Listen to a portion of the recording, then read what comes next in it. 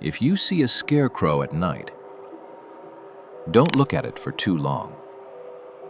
Most people think they're harmless, just old clothes stuffed with straw, left in empty fields to keep birds away. But in some places, that's not why they were made.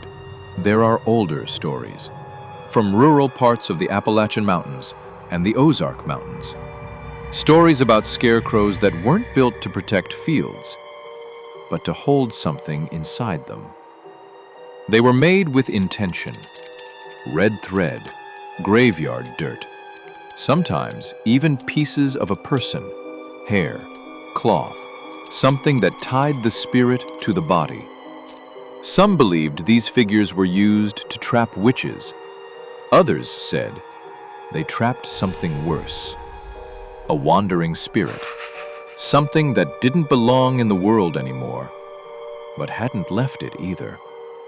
The scarecrow became a container, a body made of straw and wood, holding something that wasn't meant to move. And as long as it stayed untouched, it stayed still. That's why people avoided them after dark. They didn't fix them, didn't move them, didn't even look at them for too long. Because if you disturb it, you don't just move straw, you loosen whatever's inside. There's a story about a man who didn't believe any of that.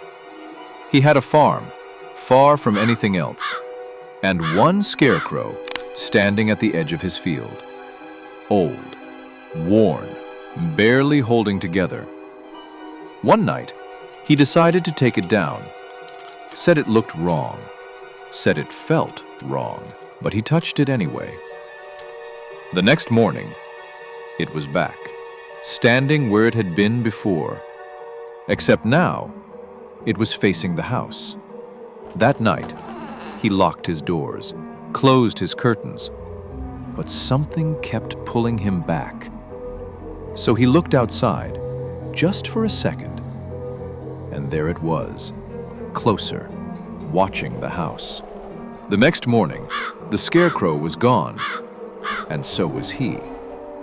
They searched the fields, the house, everything, but they never found him.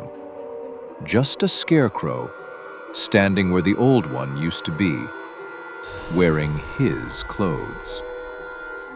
So if you ever pass a field at night and you see a scarecrow, leave it alone, because some of them aren't there to keep things out. They're there to keep something in.